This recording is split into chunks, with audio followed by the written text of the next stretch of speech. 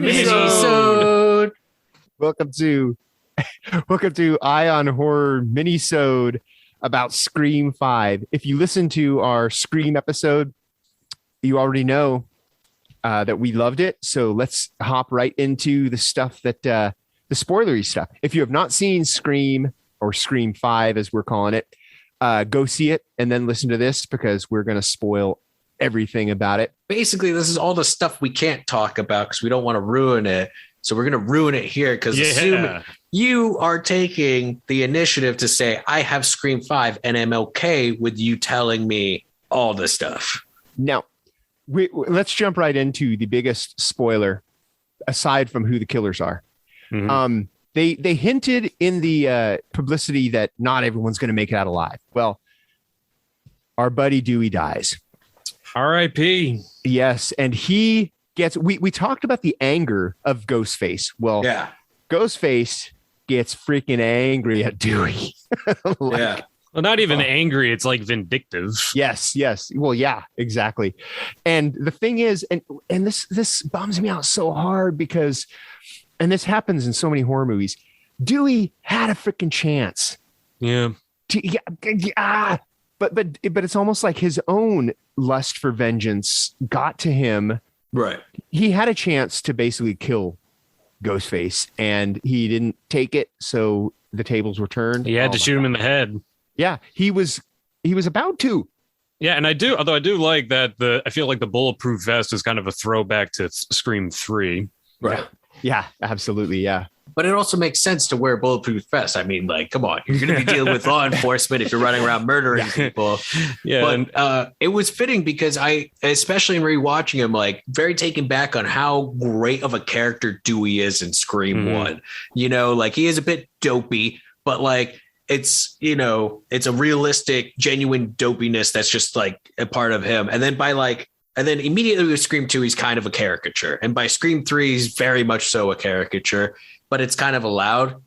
They kind of redeem him a little bit more in 4, but like 5, having him like have a complete arc with like, hey, they asked me to step down and I ended up divorcing Gail and like, just kind of life in shambles. It felt more so like added more depth to his character. You saw a lot of growth with him.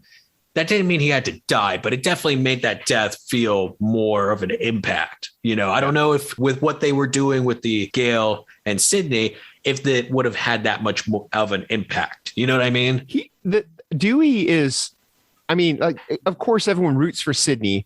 Gail's a double-edged sword because parts of her are so self-centered that you just want to smack her. But then she always comes through in the end. But Dewey, front to back, he's always been just this lovable, the fact that he was Tatum's brother in the first one, and he was like, Mom says you have to call me deputy. He's always just been this lovable dude. So that's why. And I think that Kevin Williamson realized that when he's like, we have to kill Dewey. He's kind of the only one. People will cheer if we kill Gail because she kind of, half the audience will. Yeah. And Sydney, we can't kill because that's the meal ticket. Well, Sydney is also she's got like this Laurie Strode thing going on now, or like a Sarah Connor where she's almost invincible at this point. Yeah. But Dewey isn't. So, I can see why they made the choice to kill Dewey because also you have to Dewey kill was at the lowest point of any of the previous characters because he lost his job, he lost his marriage, he was an alcoholic. He just kind of went off the rails. Yeah. But even like not only for the movie, but for the movie within the movie with the requel that because the big reveal was that these guys weren't related to Sydney or any of them. It was just that they were toxic fandoms. And they wanted to revive the Stab franchise by giving it new material because Stab 8 was so bad. Which I don't know how he could be that bad with a chrome face, ghost face, and a flame. Matthew Lillard, like chrome ghost face. Killer.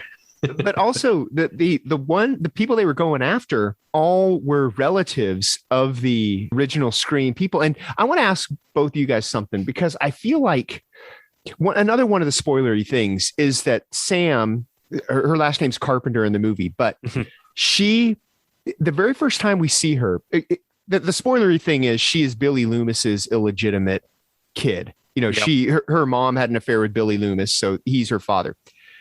And I swear when we first meet her, she's sitting on the curb outside the bowling alley and she's popping some pills because she takes psych pills. Mm-hmm. And her boyfriend comes up and says, Loomis. I swear he calls her Loomis. Did either of you guys hear that, or was that just me?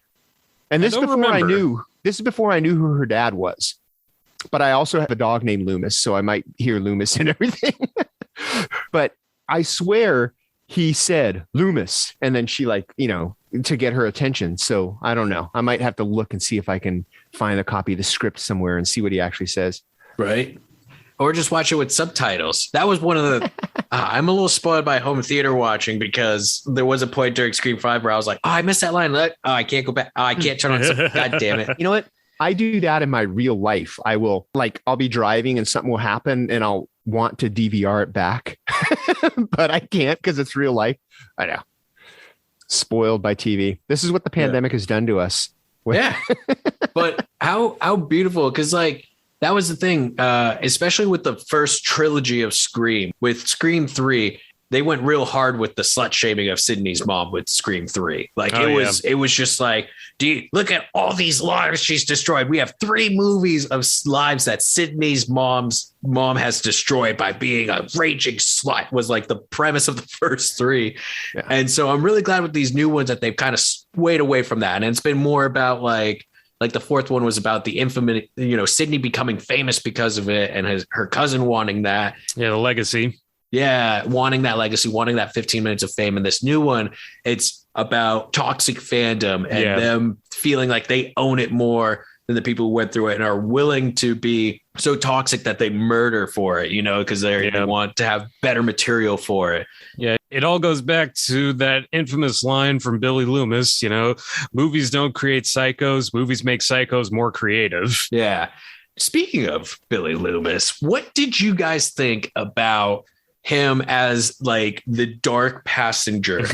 I thought, I guess that was actually Skeet Ulrich. It was. They de-aged him. Yeah. Okay. Yeah. That's the thing. They freaking Grand Moff Tarkined him or something because he I didn't think was that bad. Yeah, I didn't really notice. No, Tarkin looked awesome in Rogue One. It's the Princess Leia at the end that looks like a video game character. Tarkin was great. Well, Billy looked good in 5 during dark scenes. The de-aging didn't look that bad. There was one daytime one where he's in the backseat where it was just ooh, I see the lines. Yeah. I see the seams a little bit. But I didn't think the de-aging was bad. I thought the performance from him was real good, but also why? I found myself being why? Why does she need this dark passenger? Why would she know what he looks like? Why would she know what he sounds like?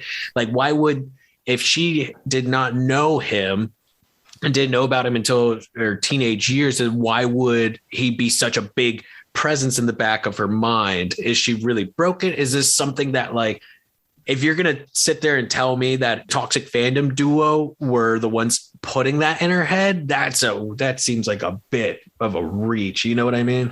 And that's the thing. The last thing we're going to spoil, which is what, it's a spoiler, and you kind of alluded to it. The killers. One of them is the boyfriend of Samantha, who Jack Wade. Who knew of her connection to all this stuff, and he tags along with her when she goes home, because the whole catalyst of the movie is her sister gets attacked by Ghostface, doesn't die, so she comes back to help her sister through it, and her sister's her boyfriend is yeah, I'll come with you.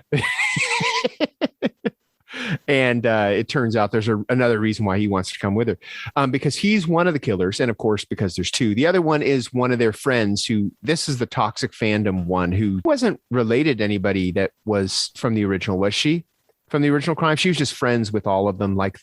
No, she just lived in the house. She just lived in Stu's house. So her family moved house. When her family moved in, her story was that her family moved into the Stu's house where the finale of the first Scream happened. And then when she found out about that, she got really into it, became a big fan of the stab movies, and then just became an obsessive fan. So she had no blood relations to anybody. But Randy's niece and nephew, because I saw Mindy and Chad. Yeah, I saw a cute tweet from Heather Matarazzi, who plays Randy's sister. She's all, we're not supposed to talk about spoilers for Scream 5. Is my being in it a spoiler? Because she's in it. And also, I like that the killers apparently hooked up over Reddit, the Stab subreddit. Yeah, the Stab subreddit. That's where they met.